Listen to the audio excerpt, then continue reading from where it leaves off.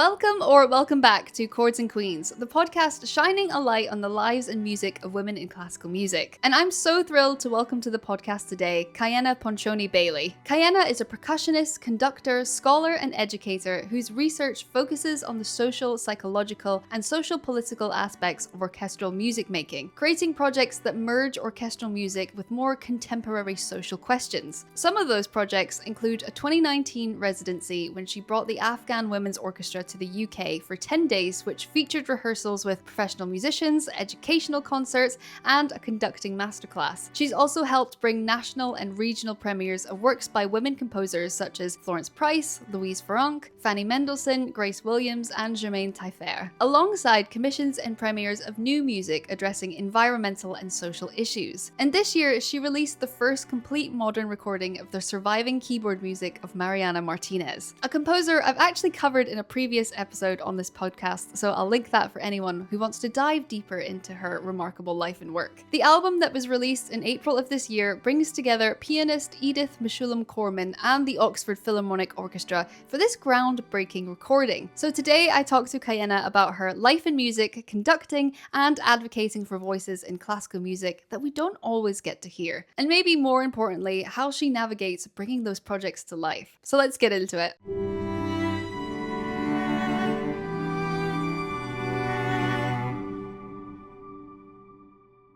Cayenna, welcome to Chords and Queens. I am so thrilled to have you on the podcast today. You have such a versatile career in the world of classical music. But before we talk about all this incredible work and research that you have done over the years, I was wondering where your musical journey began and how you became interested in classical music. Well, firstly, Jennifer, thank you so much for having me on your show. I'm a big fan, and so it's an honor for me to be here talking to you. So thank you. And yeah, that's a good question. I mean, I'm originally from Fairbanks, Alaska. And for those of you that aren't familiar with Fairbanks, I think most people have an idea of Alaska, or at least know where it is, right up there between Canada and Russia, up by quite the Arctic Circle.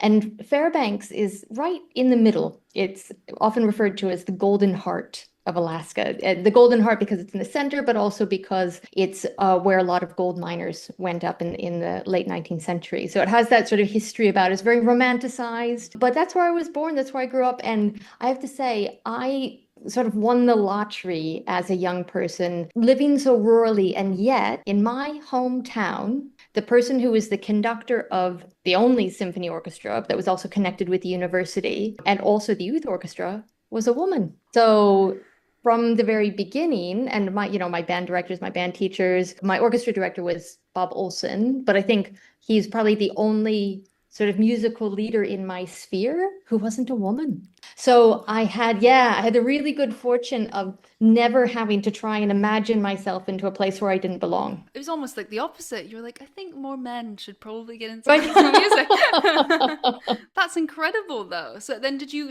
grow up playing a specific instrument? Yes. So I ended up playing percussion. That was my main instrument as a young person. And I did try out some other instruments, but for various reasons, they didn't suit me. And I ended up in the back of the percussion section, really loving it. And through that, actually, as we know, music sort of facilitates lots of different things. That means I was with the band and we got to travel down to Anchorage, which was very far away, to participate in different festivals and things like that. And it was a really nice community. I think, whether it's sport or whether it's music, all of these things that we do when we're in school that are above and beyond, they call them extracurricular, but actually for some of us, it's quite curricular, right? It could be theater, it could be other types of things that are not part of the usual curriculum that are more important in a way to ourselves, to our development, to who we are as people. And they create communities. And so I was very fortunate sort of my whole life to be part of a musical community all the way from elementary school through middle school and through high school. And I suppose, again, where I lucked out was that the type of music that was around me was the type of music I wanted to be involved in, right? So these institutional forms of music aren't always for everyone. I played I played electric bass when I was a girl. I played drum set when I was a girl. I played, so lots of different things. I played in a rock band at some stage and a jazz band at some stage. But ultimately, I ended up really wanting to be an orchestral conductor. Yeah, which is great that you had that sort of eclectic experience, but at the end of the day, you sort of found that no, this is the beating heart of what I want to do. And on this platform, I always love to make classical music more accessible and relatable. And I was wondering if you had any funny or awkward sort of moments about learning to play music, or perhaps in that community that you've just talked about. Mm. For myself, it was always hating playing scales and constantly playing my Lady Gaga songbook to get me to practice piano. So, do you have any sort of anecdotes like that? So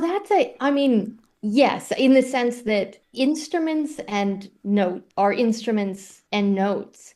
And I think there is a real false distinction around genres. And we're fed genres because they're marketing tools, because it allows people to catalog and to target and whatever. But in the real world of music, there are no genres. Really, the only people that go around, defining these things are either the marketers or the musical theorists who want to separate this from that and be able to describe difference. But I haven't met anybody who only listens to one type of music. And most musicians I know don't play just one type of music. And if you can play a D major chord, you can play it in any context. So I think that's the one thing that I would say is my musical life has been primarily within the realm of orchestral music, but I have to say next weekend I'm premiering a banjo concerto, right? And it's so cool, and it crisscrosses lots of different genres, and it, doesn't fit in any box whatsoever, and it feels like a natural and wonderful world, musical world for me to be in. So I guess that would be the thing that I would encourage anyone, is that I would encourage people to find an instrument at any stage in your life. And if you want something easy, please, I say that advisedly, but pick something like the piano that doesn't require learning how to pitch it, right? A digital piano goes a long way. It doesn't need tuning. You can just play it and you're always in tune, and you press down a button and it comes back up again. Now, to play Liszt, yes, that's going to take a few years of practice. To play a D major chord, or to figure out how to play your favorite song, you're going to be able to do that in a few weeks. I personally feel like we have separated music making from music consumption. In the 20th century, when we were able to sort of,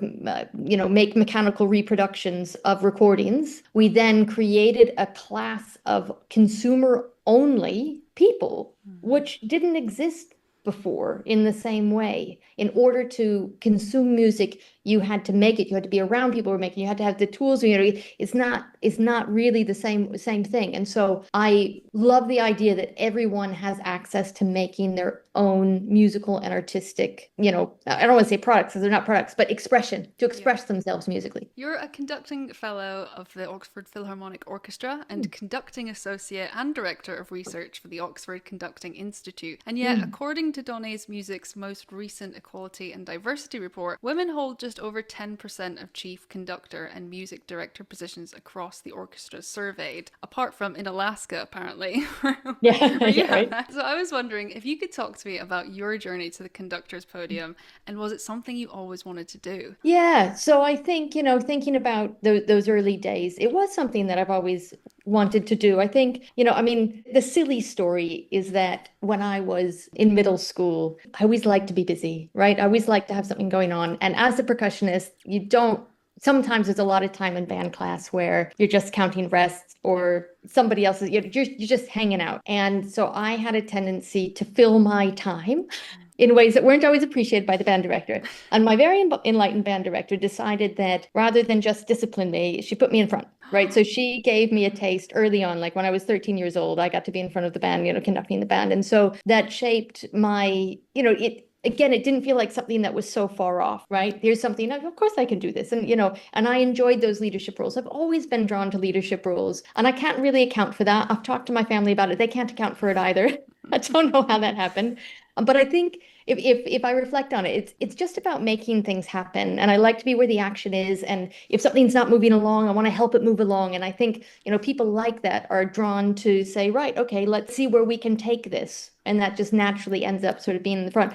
The thing that drew me to orchestral conducting, and I'll talk about the gender thing in just a second. So I talked a lot about being in bands, and all throughout, I mean, that's where the percussion was when you were in school. It was really in the bands, not so much in the orchestras. And I imagined that that's what I was going to do. When I went to university, I imagined I was going to end up being a high school band director, because that's what my world consisted of. But when I got to university and I started to play in bigger orchestras and in the university level orchestras, and I was in the percussion section, I just went, I love this so much. And playing the triangle part is just not enough for me. And so that really encouraged me to follow that other route, which I had kind of started developing even as a young child, not child, but as a young person, to focus on the conducting. So I did my undergraduate degree in percussion. I then did 2 master's degrees, one in percussion performance and one in orchestral conducting. And I think, as I said, I was really fortunate not to think about those gender barriers. I didn't have a lot of access to know that was a really big deal. I think it's only been in hindsight now where I look back at my career and go,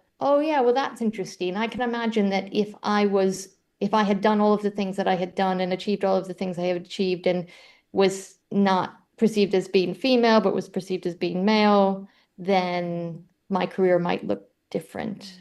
And so you get kind of only see it like, hold on, when you're sort of comparing apples for apples, when you look at the ways in which other careers have developed. I mean, have I experienced misogyny directly in the field? Absolutely. Have people said extraordinary things to me?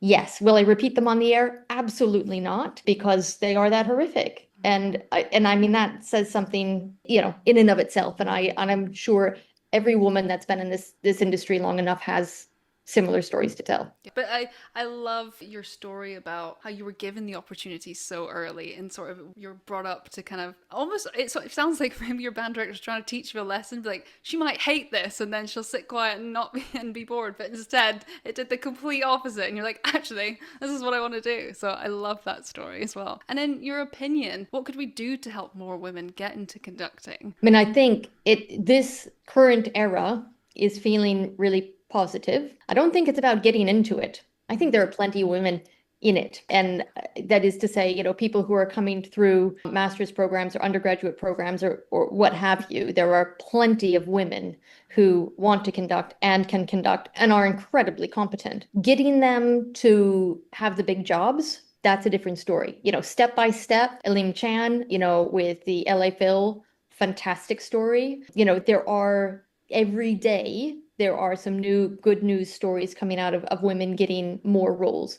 And when that's normalized, life will be good. I think there is a corollary here. This sounds, when I say it, it'll sound crazy. When we have a female football manager of England, we will have arrived at gender equality. But when we think about female managers of men's sports teams, even though this shouldn't be at all an issue, just like female presidents or PMs or whatever, it's kind of like, oh, but I mean, why would we have that, right? Yeah. And I think instinctively, sort of emotionally, we have similar sorts of feelings about other very physical embodied forms of leadership.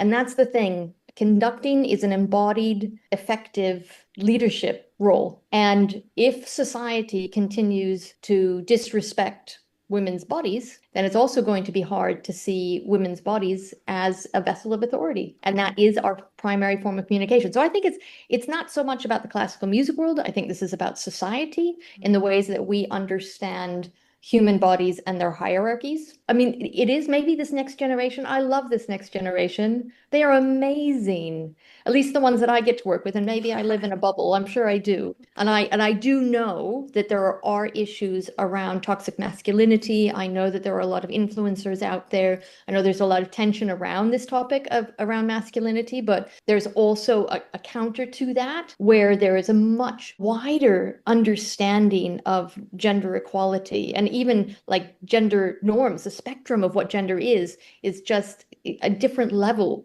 with this new generation. So, I mean, I'm sure it will be an iterative process. I'm sure we've got many, many more years to go, but I, for one, am optimistic.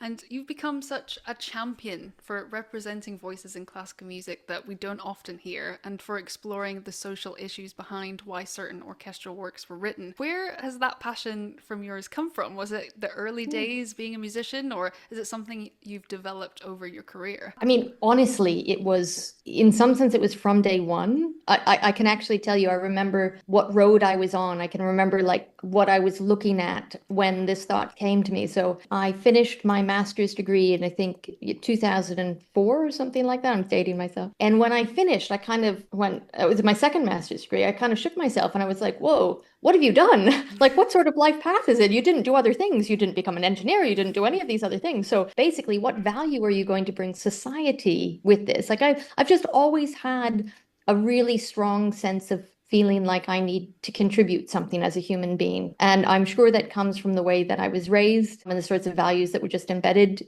in me from my family, from, the different environments that I was in. And so I kind of went, oh, well, that's all right. I can do this. It's just that I promised myself then every year I was going to create a project that either dealt with environmental or social justice issues. And usually that involved some sort of commission, it involved some sort of collaboration, working with, I had two orchestras right out of grad school. They were civic orchestras, but they were paid positions for me as a conductor, which was great. So I went basically right out of grad school into working professionally as a conductor, working with amateur orchestras. And I had two of them that I worked with for half a dozen years. It was wonderful. And they were really on board with this idea of creating collaborative and purpose-built projects that addressed environmental or social justice issues. So away I went sort of doing this work, and it's just become part and parcel of who I am and what I do. And as you might imagine, like as I discovered something else or was introduced to something else, I go, ooh, and we can do that too. So my life has only been one of like ands. Like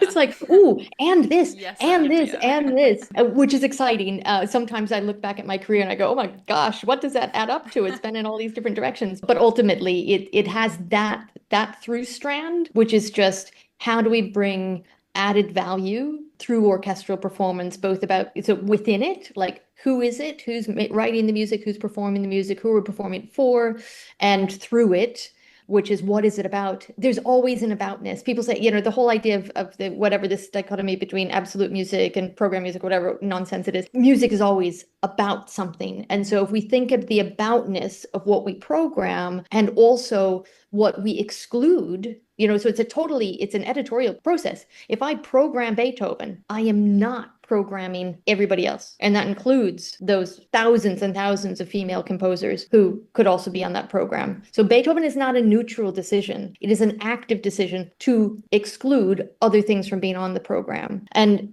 I don't even mean that I love Beethoven. I mean, it's obviously, it would be hard not to, but it's pause for thought. I love that. Beethoven is not a neutral decision. I think that might be my new tagline.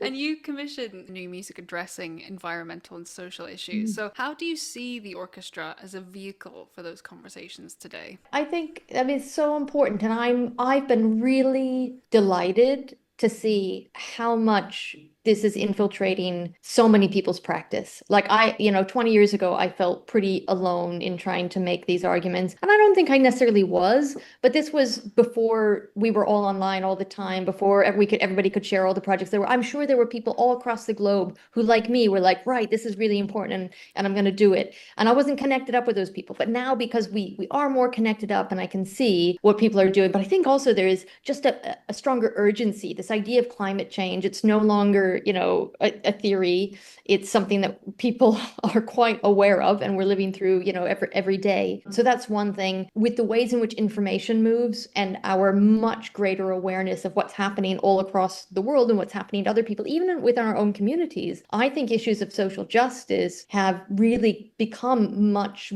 people are much more aware. They're much more affected by it. Even if it's not affecting them on their doorstep, they are affected by it sort of, intellectually and emotionally, even if it's just stuff that they see on the news. I think, the murder of George Floyd he's not the first Black man to have been lynched, but that murder was a real trigger point globally for just redressing these issues of racial inequality. And I think a lot of musicians and a lot of orchestras really had a bit of a jolt. Now, has it been a bit of a bump and have people sort of let things fall out a little bit? Yes. Are there still some lingering things? Absolutely. Could there be more? Absolutely. But I think there is, I feel more connected up with a community of people that are doing it. And you've championed composers like Florence Price, Louise Franck, Fanny Mendelssohn, Germaine Taillefer.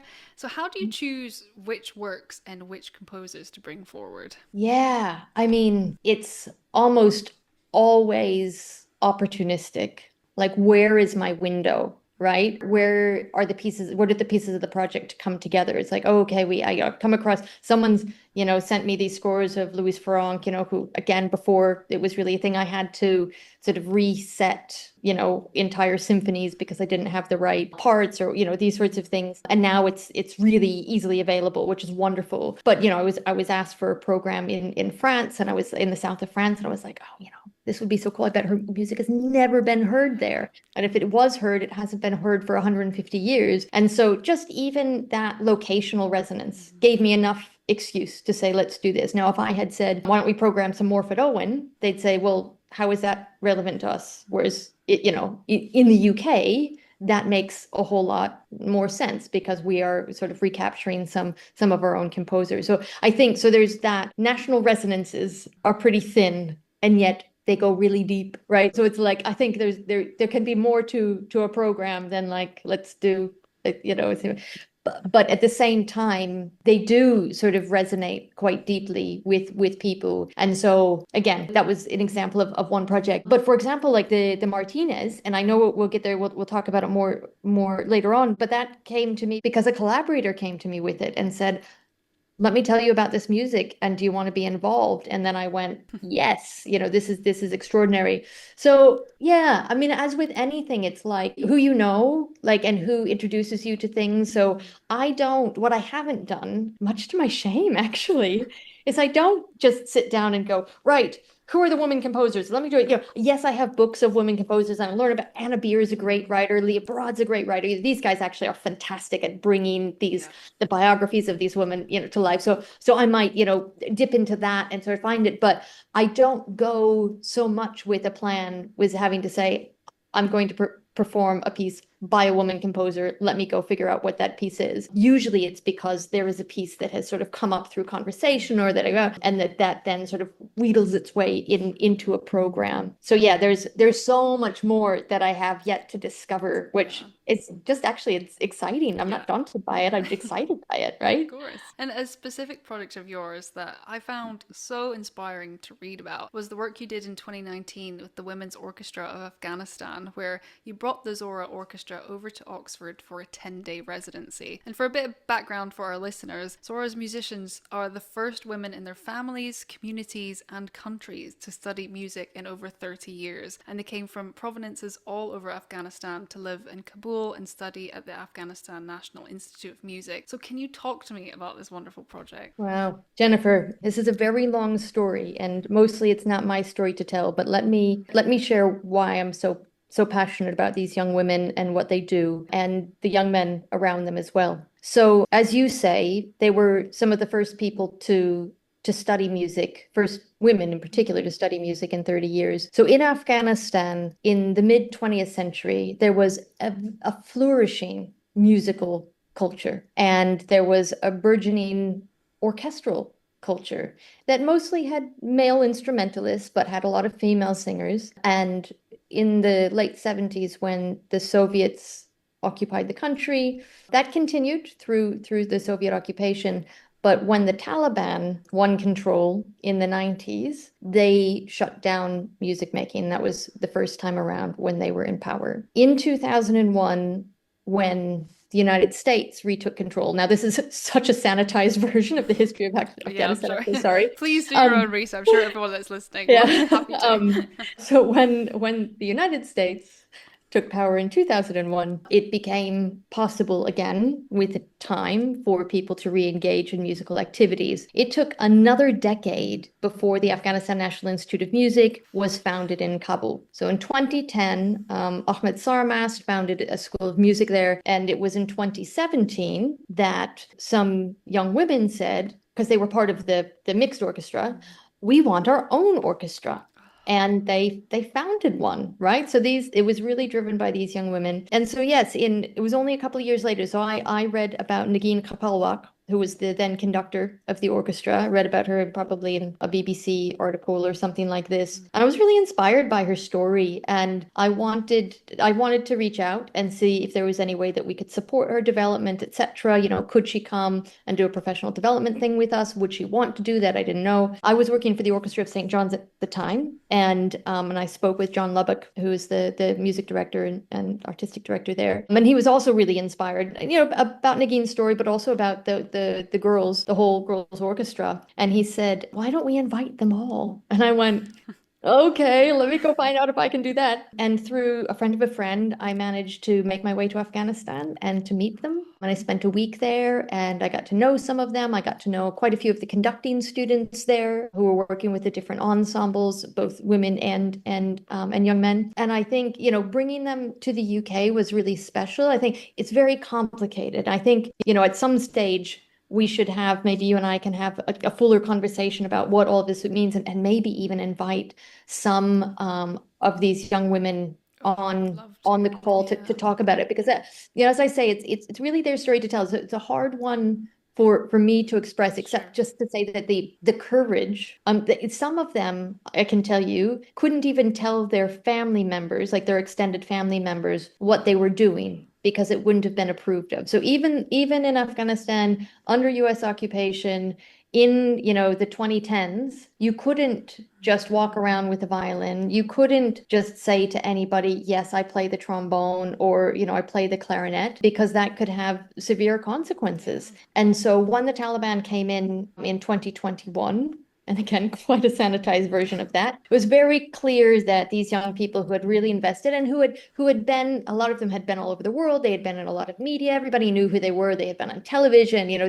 They were known, and it wasn't necessarily going to be safe for them to stay. And again, I won't go into all of the sort of religious ideology around that. And it's not even so religious. Honestly, it's socially, this is not Islam. Like, let's just get that out of the way. Islam is not the problem here. It's about really extremist forms of control and coercion and interpretations of things, just like any other sort of, structured, we'll call it religion or social structure, right? So it was very clear that these young people were not going to be safe, and certainly not have a future. And so we're very grateful to the international community for being able to get them out of there and get them to Portugal, where many of them still are, and many of them also have moved on to different locations. So, I mean, I probably went down the wrong sort of historical track here, but basically, these young women have inspired me so much. And in my life now, I was just, talking today with my colleague Lou, who was helping me on a project to really help the orchestral music of Afghanistan flourish, and primarily like through composition and through performance, working with Afghan composers to build new repertoire, to get it out there on the concert platforms, because it's beautiful. And let me just say this, one of the really cool things about the orchestras of Afghanistan, and that was true for the women's orchestra, it was true for the National Youth Orchestra, it combines Afghan traditional instruments and historically European instruments. When I say historically European, that's, violins, clarinets, etc. These sorts of instruments that I say historically European because they just don't belong to Europe anymore. Like, everybody gets the violin's a global instrument, right? So it is a combination of those things. So you can think of it like the heart of it is a traditional instrument ensemble, which is sort of enwrapped in with these historically European instruments, like a chamber orchestra. And that gives it a really unique sound, as you might imagine. So it's a blended ensemble. There are now composers who are writing, exclusively for ensembles that don't have those traditional instruments. Part of that is just trying to find, outside of Afghanistan, trying to find people, in communities that can play those instruments alongside, the European style orchestras, etc. So in that sense, it's a really unique musical practice and a really unique sound. And that combined with the voices of people who grew up in this extraordinary musical environment and then have, developed a really broad set of musical skills and are able to integrate those in ways that make them not comprehensible. That's not the wrong way to say it, because, when I listen to Afghanistan's classical music, it's entirely comprehensible. It's not that, but it crosses over into different performing styles and performing venues and different ensembles. So I was just doing a project with Arsen Fahim in Boston. So Arsen Fahim, he's a composer, pianist. He just finished up at the New England Conservatory of Music, and he's on to do his master's degree at Manus. And he put together a concert called A Concert in Solidarity with Afghan Musicians. And it was all new commissions that he and I worked together to generate. And he brought together an orchestra of student musicians from New England Conservatory, Boston, Berkeley, the community. There were 88 of us, I think, on the stage, absolutely packing Jordan Hall. And we performed, just all of this really beautiful, again, like nothing you've heard, music. So yeah, to me, it's really inspiring. These people make music under the most extraordinary circumstances. And I think if it's reminded me, maybe even taught me, because I don't think I felt this way as a kid, that music can't be taken for granted. The privilege of making music and making the music that we want to make when and how we want to, and be able to listen to music when and how we want to, is a privilege. I mean, it should be our right, just like anything should be our right, and yet it's not. When I say it's not, I mean, it is our right. Living in the free world is our right, but it's not to be taken, that right isn't to be taken for granted because it's not ubiquitous, right? And they very much felt this. And I think the thing that I also love is for them, it's like every musical expression, every opportunity is imbued with the opportunity to send a message. And every time this message is like of peace and hope and unity. And it's just really beautiful and touching and fulfilling. I don't never come away from a concert going like, oh, well, it's just another concert, what's tomorrow? Yeah. I come away with my cup so full and a profound sense of actually, why what we're doing matters. And how has this work shaped the way you think about the role of an orchestra and the role of how orchestras can play beyond the concert hall? So the orchestra, when we play a piece of music, and especially when we play untexted music, although texted music is also really important vehicle for passing on messages. But you can read a journal article or you can read a book or whatever, and you can sort of scan it. You can take it in as much as you want. You can spend 30 seconds on it. You can look at a piece of art. You can sort of look at it. You can leave it. But more like a film, perhaps. But a film tends to have a little bit more explicit content. Orchestral music invites you into a space to be and to think, kind of in your own terms. It suggests ideas. Maybe there's information about the context of the piece or what have you. But then within that 7 minutes, that 10 minutes, that 20 minutes, it's almost like this period of individual collective meditation in which people find their own ways through. They take away from it what they realize, right? Or what comes to them in that space. And I think that's really powerful because it's not saying you should or this is or what have you. It's simply saying, be together with me around this idea and let's do it in time with these sounds. And then we go out into our lives again. I don't want to say there's nothing like it. I'm sure there are other things kind of like it, but it is quite, it's a lot of people together on stage. It's a lot of people in the audience. And those sorts of collective moments of silence or breath or peace or energy can be really quite moving and, physically change making. And I really encourage anyone listening to research more about this project because, as Cayenna said, it's definitely, there's so much history to it. So the Zora Orchestra have a beautiful website about all of the history about that orchestra and about the people in it. And yeah, it's just gorgeous. Slightly moving on to another project I'm absolutely obsessed with of yours, and you mentioned it earlier. You've recently released the first complete modern recording of the surviving keyboard music of Marianna Martines. And I believe it was the incredible pianist Edith Meshulam-Corman that introduced you to the idea of recording the keyboard works of Marianna Martines. So can you talk to me about this project and how it came about? Yeah, well, I'm just very lucky. Edith, we have a mutual friend who connected us, a wonderful violinist friend, Netta Rudick, who thought, because she knew Edith and thought who would be a good collaborator. So she's like, you guys should talk to each other. And I didn't know, I'll be honest, I had known of, like I'd known the name, but I hadn't looked into her music and I didn't know about the keyboard concertos. And so when I was introduced to Edith and she introduced the works, I went, well, yes, I'd love to be part of this. Like, let's find a way to make it work. And as you said, I've been working with the Oxford Philharmonic for some time now, and I was very fortunate that Marios Papadopoulos, when I approached him with the project, he said, I think it's a wonderful project to do with the orchestra. So we worked with the Oxford Philharmonic, and Edith came over to do the recording. And I'll admit, this is a little bit of a new world for me. So I don't live in the 18th century. I tend to do more commissions. I tend to live sort of mid 19th century and on. So that was exciting. I won't say that I wasn't a bit also daunted. I mean, I needed to do my homework. But we decided early on that we weren't going to try and make it like an HIP, a historically informed performance as such. Like we weren't going to do it on original instruments. We weren't going to do it at a historical pitch.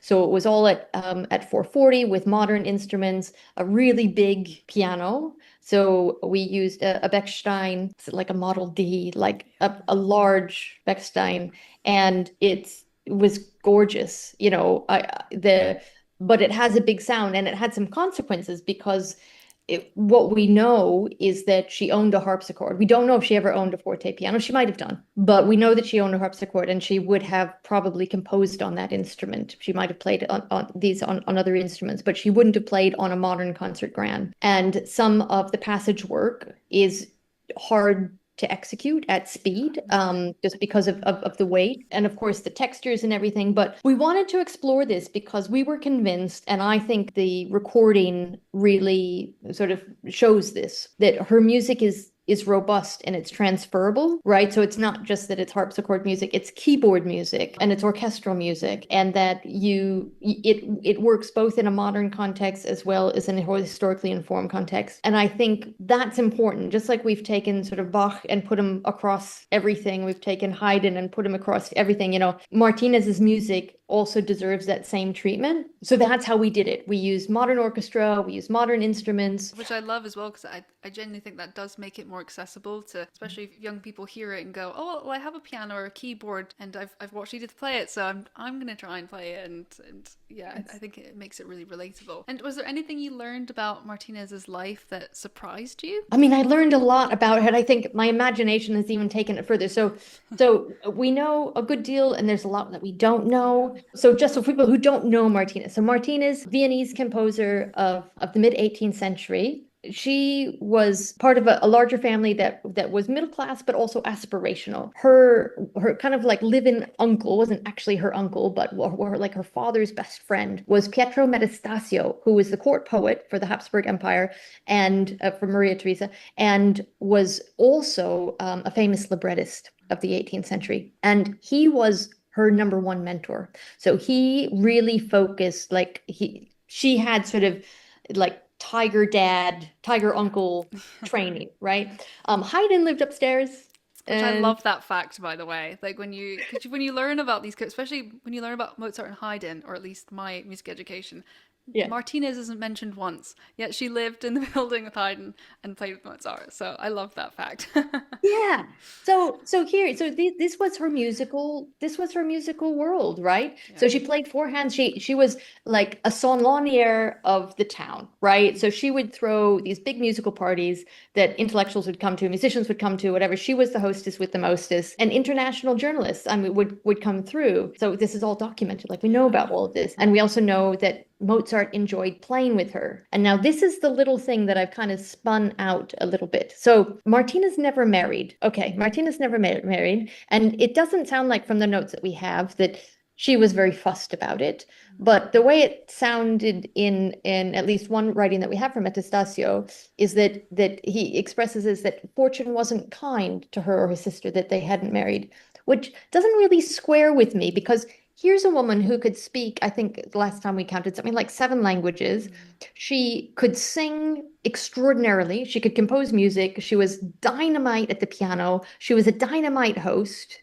Like, who is this woman? She sounds Yeah. extraordinary to me. So we know that Mozart's a bit of a rascal and that he was, right, he was quite Yeah. playful, whatever. If he's saying, I like playing four hands with this woman, it's not because she was boring or stiff or like played like proper, probably because she was really good Yeah. fun.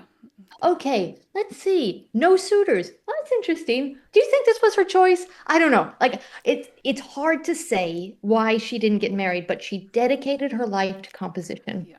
Yeah. And she was really well respected in her time. She was acknowledged in her time as the first woman to be inducted into the Academy of Bologna, right? This Academy of Music, along with Clementi and Scarlatti and Mozart later on, whatever. So she was just extraordinary She's in a her lifetime. powerhouse. Yeah. Yes. And so, I think if you talk to other powerhouse women who struggle to find suitable suitors, Yeah. that may have been the case. It could be it's just like, well, I don't know. The It's like pickings I've are got slim, Dad. everything I need. Like music is my life. I don't need a man.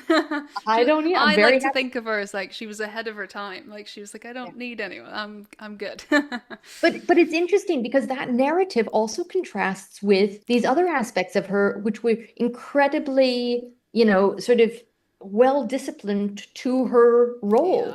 She didn't rock the boat, and so it would be unseemly for her to sort of travel or to be a professional performer or whatever. So we don't have any sense that she sort of stepped outside of these bounds. So she wasn't a radical. In fact, musically, she isn't necessarily someone who was like, oh, I want to tear down the walls. She was somebody who was like, ooh, I'm going to do something really clever and witty within these sort of puzzles. I think she Yeah. probably would have been an incredible mathematician just to Mm. make that old chestnut. But I mean, just in terms of the way that her brain, likely Yeah. worked, it probably was able to work with patterns really well and to be able to innovate with them, in really and interesting ways, and also for herself as a performer. This is what actually Judith Valerie Engel, who's a wonderful musician and scholar. So she's a pianist herself. She's a Martinez scholar. She just finished her PhD, or her doctorate, I should say, DPhil at Oxford on Martinez. And she points out that actually the music itself, like what you have to do with the body to play Martinez's keyboard music, itself suggests this sort of breaking of social norms and boundaries for a woman. So she sort of did it in public performance. She moved her body to play these works in ways that perhaps were on the cusp or even sort of teetered over the boundaries of how women were meant to comport themselves at her social status. So and at the time. So I think that's really interesting. So I think those scraps of evidence to me are really tantalizing about who she is and why I think she's so fun. Yeah, and help build the picture of her because it's Yeah, yeah, and yeah. what to me is so sad about Martinez's story is like the more you learn about her and you kind of realize there's so much gaps there and missing pieces, the more it's heartbreaking because you're like you have got these little glimpses of this incredible life and her incredible music, and sadly so much of it's lost. But yeah, like that to me is what really hurts, is because like as soon as you start getting really into it and her life just will grip you, you then go, oh, but we've got so little. We know so little about it. And it's so sad. Well, so this was a comment, I couldn't believe it. One of the reviews that we got was something about like, oh, it's all in major keys. What's this? Or why didn't she write anything in minor? I'm like, she probably did. She wrote 12 concerti, only four of them survived. She wrote 32 or 33 piano sonatas, three of them survived. Yeah. I'm sure she wrote in other keys. Like, we just don't have it. Yeah. So we don't actually know. We don't even know if these are her best works. Yeah, there I was a think that's fire, the right, in the building that had kept all of her compositions. So yeah, so you're right. Yeah, but to me, it's quite a lazy criticism, I guess, of hers on the face of it all. If you just see Marianna Martines, a composer from this period of time, only a few works, you just think, oh, she must have been composing for fun. Like that's the narrative of these women tends to be. It's just like they were just at the piano in between raising the children, writing these little piano pieces. But that's not Martinez's life. Unfortunately, we don't have access to her whole repertoire, but it's not because it wasn't there, which is again the most frustrating part about her story for me. If I could go back in time and stop the fire, I would. But Jennifer, could you imagine? I mean, could you imagine growing up being taught Mozart, Haydn, and Martinez? I know. Yeah, Like it that would have this was changed my just, life, like fully. yeah. That's what I talk about all the time. Is like if I just had one Marianna Martinez or Fanny Mendelssohn, it would have stopped me being the Yeah. angry sort of person I am now, Yeah. because it's just horrendous. But also, I think it's such an injustice, because a lot of, especially my musical education, were like, oh, women didn't play, or there isn't any history of them playing, so that, they maybe did a few salon pieces and played for fun, but they were never serious about it, and that's just not the case. And especially with Marianna Martinez, it clearly, in my view of her life, it was her life. She loved this and she was passionate about it, like so many women are today. But unfortunately, growing up, you're not always exposed to these phenomenal stories, and it's so sad. I hate it. It is like with you, like there is a part of me that of course has been told to settle down, but and not by me, but by others, that is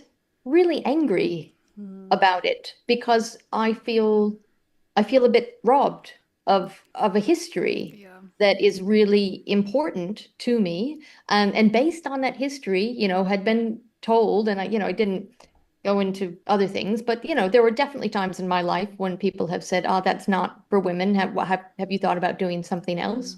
And I mean, fortunately for me, that didn't happen a Yeah. lot. I think it's happened much more for other women, and that's probably why either they have really stuck with it, or some people Yeah. have just said, I that's not the controversy that I want in my life, or it just sort of shut them down. But I do feel a bit robbed because it isn't, how would I say, it's not just a natural atrophy because her music wasn't good. It was, again, these editorial processes of someone saying, no, no, we're going to fill the space that people are paying attention to with other things and 100%. not the music Yeah. of these people, right? So that's why none of these decisions are ever neutral. Yeah. Male composers are not the norm, for which there are others. There are all sorts of And composers. it's nowadays, like, it feels a very deliberate choice to only be talking about, or in my opinion, sometimes programming the same people. Because to me, it's like looking at the Mona Lisa, but a tiny square in the like the left corner, and expecting to see for you to understand the full picture. I think it's so sad when you're a kid and you're passionate about music, not to be given the full picture and the full spectrum of all the people that were writing music. And it's up to you who you relate to. Like, I'm big advocate for, if you love Beethoven and love their story, 100% go down that path and find the Yeah. music. But if you're a little girl in a small town and you like writing music on the piano, perhaps Mariana Martinez's music might have related to you, and you could picture yourself doing Yes. that. So I think that's what's so sad about not giving the full picture. And I think, well, I'm just hopeful that young women today just won't have this scenario, that we won't just be walking into those music rooms that have the picture of, Bach with his Yeah. funny curly hair and, Mozart, Mozart, yeah. in his, what is it? It's like the red jacket looking all whatever. And then Yeah. Beethoven looking all, that's it. Those were Yeah, our that's three, classical three music, choices, everyone. right? That's it. Yeah. And I read in an interview that Edith had contacted several male conductors in order to try and get Martinez's work on a grander scale, but they all Mm. dismissed Martinez as a quote unquote second rate composer. Why do you think this is, and do you think this gives us a bit of insight as to why we see such a small amount of works written by women being performed? Thank you for asking me this question. So I literally just wrote a piece in The Conversation about this, that unlike other sort of, well, I'll use the word genre, which I totally just sort of said didn't exist at the beginning of this conversation. But let's just say like pop music from the 1980s. Okay, there's a lot of pop artists from the 1980s, but we are only going to listen to Madonna, Prince, and Michael Jackson. Why? Because those three were geniuses and nobody else exhibited the same type of genius. So their music doesn't have the same sort of structural creativity. It doesn't have the same, I don't know, they're sort of breaking out of molds or whatever. So therefore, they're really the only ones we're going to listen to. Nobody else is worth listening to. And that's basically what we have in the 18th century. It's like there are three composers which we're meant to listen to. But what's weird about this classical music world is that somehow listening to music that is not of that particular type of genius, which has defined itself. So we've said, this is good music. This is how it's structured. Therefore, this is what good music must be. Like this is very sort of backward press. That to listen to it is somehow morally degrading. It's very strange. I don't know why. Like I'm less of a person if I say I like a particular composer's music if they aren't Beethoven. Yeah. It's bizarre. And we don't have that in other forms of music making. No one says, well, why do you like Cyndi Lauper Yeah. when there's Madonna? Why would you be listening? What a waste of time to be listening to Cyndi Lauper when you could listen to Madonna. And this is my point, is like, okay, so Marianna is my Cyndi Lauper, right? I still like listening to Madonna. It's my Mozart. It's fine too, but they're different feels, they're different days, they're whatever, and they offer something musically different and insightful. I don't need them to be compared. So I think that's this idea of comparison and hierarchy within classical music is such a disservice to listening pleasure. And also I think that we don't have to stand for it anymore, because actually the people who are the gatekeepers, who used to be the gatekeepers for what we could hear, whether those are the record producers or those are the radio producers or the concert producers, and therefore had real tight control over what access we had, this is now dissolving. Yeah. And so I can go online and find anybody wants, so long as the algorithm, so there's a new bad boy in town, right? I can get through the big tech companies' algorithms to find the music that I want. But of course, all they care about is their money. So as long as there are enough people, listening to Martines, then Martines will come up in the algorithms. It doesn't need to be like revalidated by somebody, that happens to have a job at the BBC. So I think that this is what we're into, a different, interesting space around control and access, but we're also into a new place where there is much more choice, so long as we're active about it. Because I've definitely heard that point be like, well, they'll stop programming the Beethovens, the Mozarts, the Haydns when people will actually go and see, maybe more modern or newer composers and, put bums in. But currently, Beethoven puts bums in seats, so that's all they care about, which is an interesting point of view, though, because I think as long as we create demand, like you said, for Martines, and go out of our way to listen to it and support it when perhaps it does come to our town or our city in an orchestra, I think the best thing you can do is go out and support and go listen to it, stream it.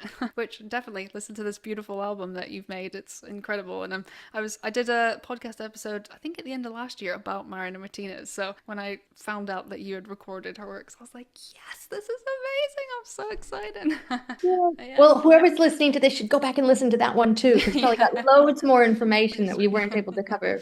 And your advocacy and work championing the music written and performed by women is something truly inspirational. And you said that you always kind of try to program your concerts with at least one piece written by a woman, but also taking into account location and different things going on. Is this an approach you think all orchestras and programmers should adopt in order to close the gap between men and women composers? It's an easy win. It's just easy. There's a lot of great music out there. If you just said, right, I'm going to take even 10% of this program and make sure that it has a woman's voice. Fantastic. Yeah. It's actually not hard to do. People think it's hard to do. It's not hard to do. You just have to choose to do it. You can still have your Scheherazade. You'll still get people. You'll still get those bums in seats, but the music is out there. And if it becomes normalized, people can then choose to like it. Also, the music will only find its full expression when we have played it a lot of times and we have solved the musical problems. Every piece has musical problems. It's just until we play it out as musicians and figure out what is it, how do we express it, what is it? The first reading, the first performance, it's never the one. Right? It's good. It's interesting. It's like, okay, yeah, it's an interesting thing. We have lots of stories of absolutely disastrous premieres. And that's because it takes time to what is this piece and how do we understand it? How do we communicate it? What are the different ways we can approach it? So this recording for me, and I know there are some other ones, single concertos out there and those sorts of things. And I'm just grateful to the entire community out there who's working on Martines's music. We wanted to put this one out there as sort of like, a complete index of everything that we've got so far on these modern instruments and say, right, love it or hate it. In fact, if you hate it, I'm delighted, because that means go and do, you love the music, but hate the recording is what I mean. Love the music and hate the recording and say, oh, I can do that better. Please do. Because basically we need to work out these things. These things were not published, with the exception of the one publication of her sonatas. Her music wasn't published. Certainly the keyboard concerti are not published. We've got a new critical edition from DTO and Melanie Unsold, which is great, but it's still it's got problems, right? And so when it becomes digested, then we've really started to find her voice and find the multiple ways in which she can be expressed. So yeah, it's about repetition.